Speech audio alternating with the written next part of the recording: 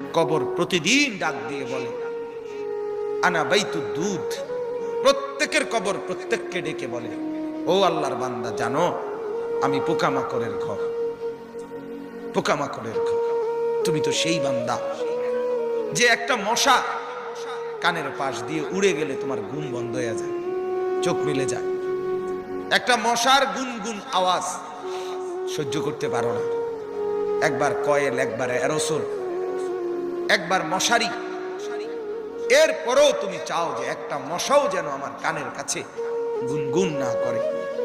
তো 5 ঘন্টার ঘুমের জন্য, 6 ঘন্টার ঘুমের জন্য বান্দা এই যত্ন নিলা, অনন্তকাল কিংবা বছরের পর বছর কবরের যে ঘুম দিবা, পড়ে থাকবা সেই ঘরে, পোকা মাকড়ের ঘর, সেই ঘরে তুমি ঘুমাইবা কেমনে, থাকবা কেমনে?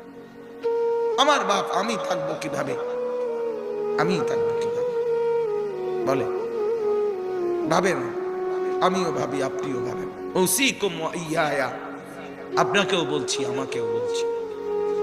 এই এখন ঘরে গেলে আমরা সবাই লেফ আর কম্বলের নিচেই তো শুয়ে যাব বাপ, কিন্তু একবার ভাবেন তো, যার মা কবরে, মার কবরে লেফ কম্বল আছে কি?